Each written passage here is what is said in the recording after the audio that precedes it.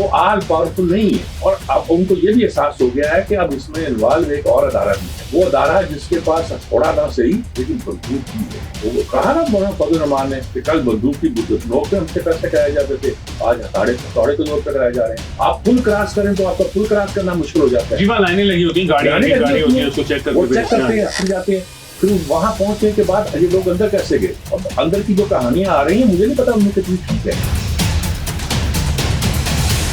السلام علیکم and welcome to the View with Sajjad Mir. میں ہوں حسن افتخار اور میرے ساتھ ہیں سجاد میر صاحب۔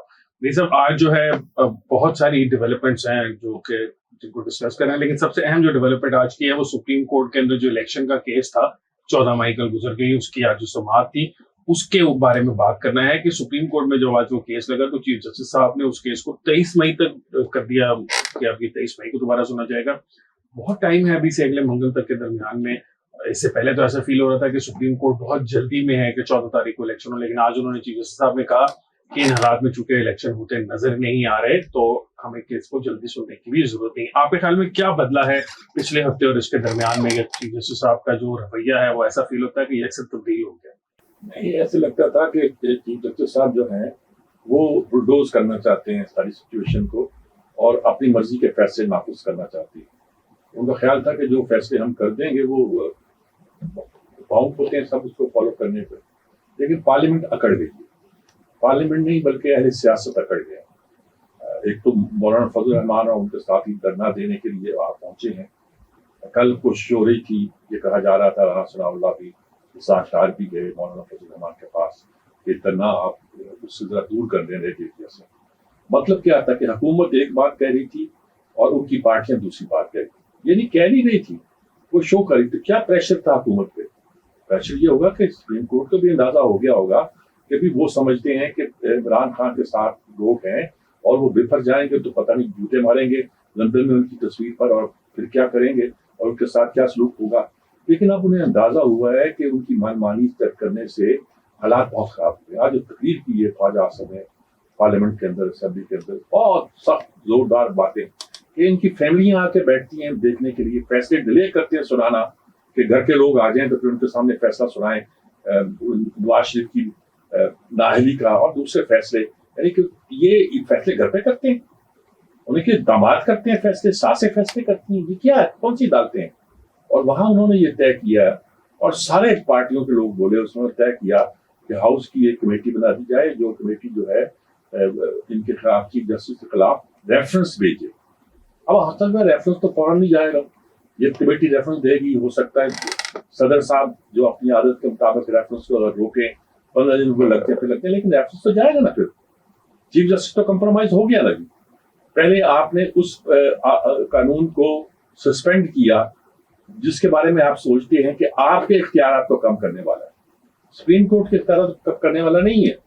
وہ کہتے ہیں آپ سو موٹر لیں، اگر چاہیں میں لفظ سو موٹر استعمال نہیں ہوا ہے، سو موٹر لیں، لیکن یہ کام جو ہے یا بینچ بنانے کا کام ہے، آپ اپنی مرضی کا بینچ بناتے جاتے ہیں، وہی 2-3 بندے اپنے پکڑتے ہیں، ساتھ بنا لیتے ہیں اور بینچ بنا لیتے ہیں۔ آپ جو بھی کرنا ہے سپریم کورٹ کرے، سپریم کورٹ کرے، چیف جسٹس نہیں کرے، اور 3-4 سینئر موسٹ جج ہیں وہ فیصلہ کرنے کے بینچ یہ بنے گے۔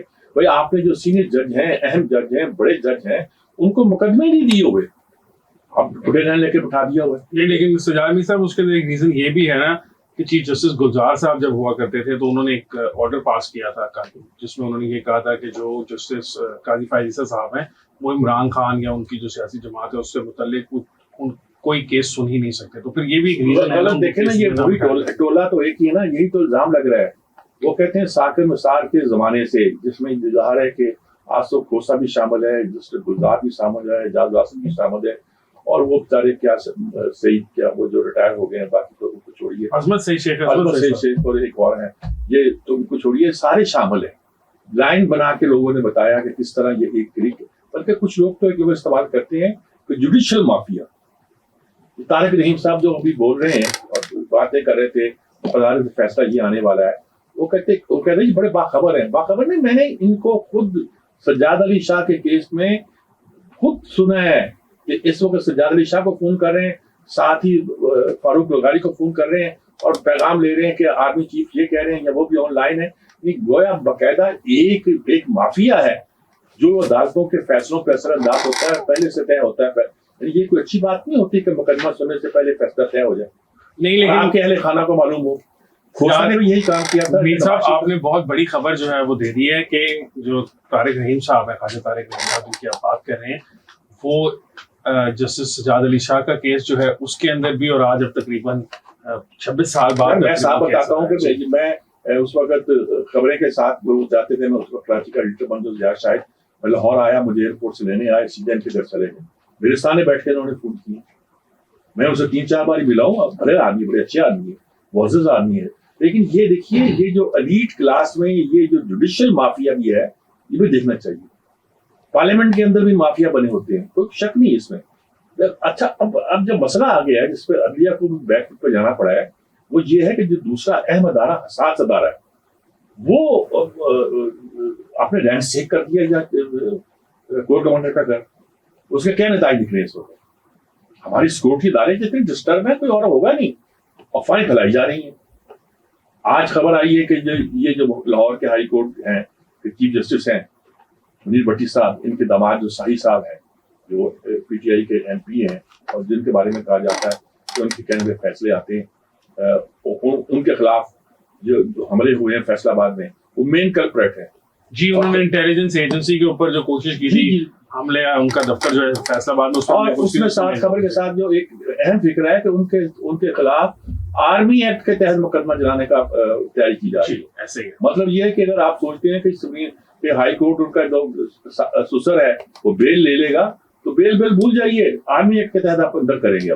میر صاحب لیکن ویسے بھی جب 245 کے تحت آرمی سول ایڈ کے لیے آئی ہو تو جو لاہور جو ہائی کورٹس ہوتی ہیں، صرف لاہور ہائی کورٹ کی، اسلام آباد ہائی کورٹ بھی، دیگر ہائی کورٹس ہوتی ہیں، جہاں جہاں پہ وہ ہو امپلیمنٹڈ، ان کی جو ریلیف دینے کی طاقت ہے وہ بہت ختم ہو جاتی، بہت حد تک سلب ہو جاتی ہے. اور یہ جو یوزلی ریلیف دیا جاتا ہے یہ 199 کے تحت دیتی ہیں جو ہائی کورٹس ہوتی ہیں، اور یہ 199 کے تحت کوئی بھی نہیں دیا گیا اور وہ نہیں دیا جا سکتا نا، سلب ہو جاتا ہے نا. 199 کے تحت بھی حقوق جو ہیں، مطلب بیسیکلی ایمرجنسی کی ہی قسم ہوتی ہے 245، لیکن اس کا ایک چھوٹا ورژن ہوتا ہے. تو اس کے اندر ہائی کورٹس کے اختیارات جو ہے نا ان کو بالکل کرٹیل کر دیا جاتا ہے. تو یقیناً اگر ہائی کورٹس بیل دیں بھی تو اس کو بھی پھر اٹھایا جا سکتا ہے، تو اس بات کو پروہیبٹ کرتا ہے. اب عدالتوں کے مزاج بدلے ذرا.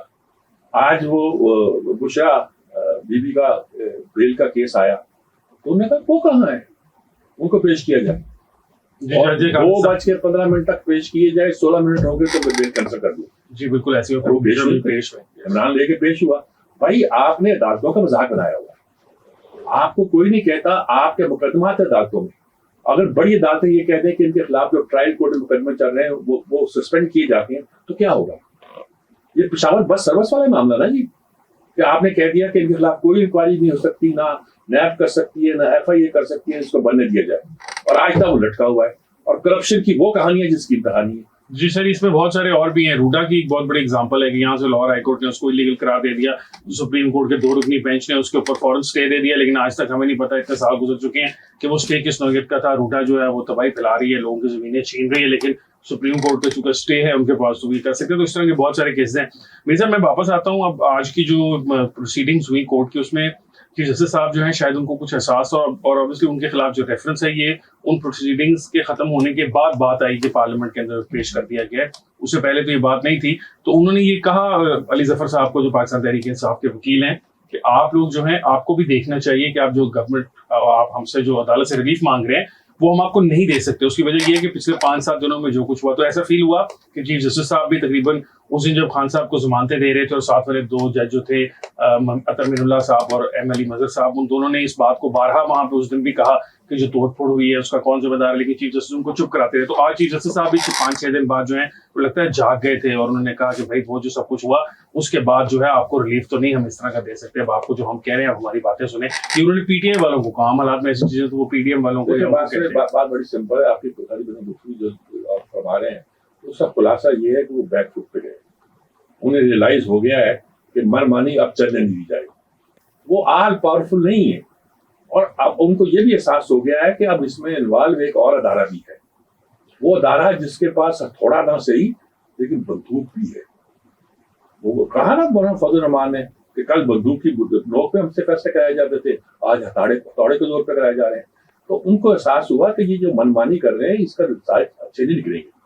اور دیکھیے اگر آپ اداروں کے درمیان تصادم پیدا کرتے ہیں, آپ جی ایچ کو رینٹ سے اندر داخل ہو گئے لوگ, یہ جناح ہاؤس میں جو کچھ ہوا ہے اس کی کہانی تو ابھی پتہ نہیں کیا کیا لمبی آنی ہے.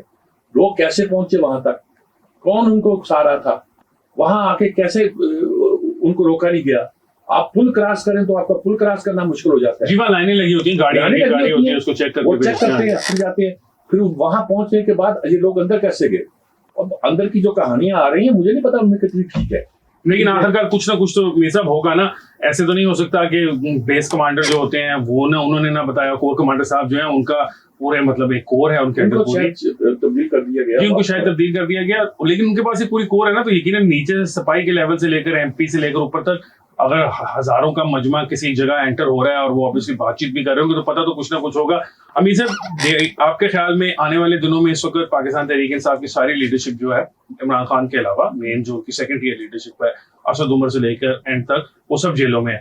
اب حکومت کو کہا جائے, اگر فرض کریں کہ ابھی حکومت مذاکرات کرنا چاہتی ہے, سپریم کورٹ نے بھی کہا ہے کہ آپ لوگ مذاکرات کو ایک موقع اور دیں, اور میرا خیال ہے جو ایک ہفتے کا ٹائم دیا گیا ہے نیکسٹ ٹیوزڈے تک کا ہیئرنگ کا, اس میں شاید چیف جسٹس صاحب یہ چاہتے ہیں کہ آپس میں کچھ بیٹھ کے ڈسکس کر لیں. اس کے لیے ان لوگوں کو باہر نکالنا تو ضروری ہوگا نا, ضروری نہیں ہے, اور ان سے مذاکرات بھی ضروری نہیں ہے. مذاکرات کرنے تو عمران خود کرے, وہ آگے بھیج دیتا, اگلے دن کہتا ہے یہ جو میں نے ان کو کہہ دیا ہے کہ جب تک یہ نہیں مانیں گے مذاکرات نہیں ہوں گے. عمران کسی کی بات مانتا ہے, کسی کی سنتا ہے؟ وہ کیا سمجھتا ہے شاہ محمود قریشی کو یا اسد عمر کو, جن کو مذاکرات کے لیے بھیجتا ہے ان کے پاؤں سے کارپیٹ کھینچ لیتا ہے.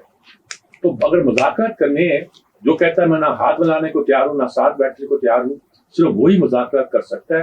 اور اسی وہ مذاکرات کرے تو کسی سینئر آدمی کے ساتھ گفتگو کر کے بات, وہ کہتا ہے میں نے ان سے مذاکرہ نہیں کرنا, یہ چور ڈاکو ہے, میں نے اس سے مذاکرہ کرنے, ایک ہی شخص ہے جو اس سب کا ذمہ دار ہے. اب نام لے رہا ہے آرمی چیف کا, بھائی سب کو معلوم ہے کہ آرمی چیف کے پاس تمہاری فائل پڑی ہوئی ہے, اور وہ آئی ایس آئی چیف کے وقت سے تمہاری کرپشن کے جو معاملات تھے وہ سارے اس نے لا کے آپ کو بتا دیے تھے کہ دیکھیے جو بنی گالا میں ٹیل جاتی ہے ان سب کارروائیوں کی, کچھ خدا کے لیے کیجیے گا, یہ اس کا فرض تھا.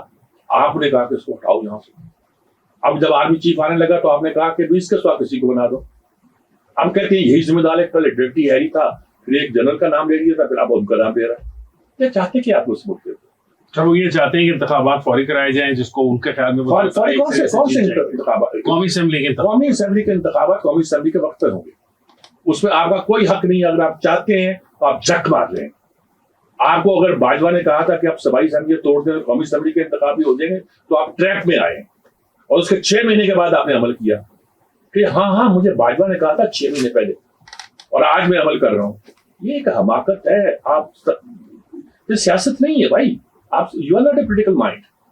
تو خدا کے لیے ملک کے جو حالات ہو گئے ہیں اس میں بہت سی باتیں ایسی ہیں جو سوچنے والی ہیں. میں سمجھدار لوگوں کو دیکھتا ہوں کہ ایسی ایسی باتیں کرتے ہیں کہ یقین نہیں آتا کہ ملک کا کیا بنے گا. یعنی کہ میں کوئی نہ عمران کے خلاف ہوں نہ کسی اور کے خلاف ہوں, میں تو عمران کو قومی احساس لکھتا رہا ہوں, زبانی نہیں لکھ کے بھی میں نے کہا. لیکن مسئلہ یہ آ پڑا ہے کہ اس وقت جو صورتحال ملک کی ہو گئی ہے یہ پھر جاری.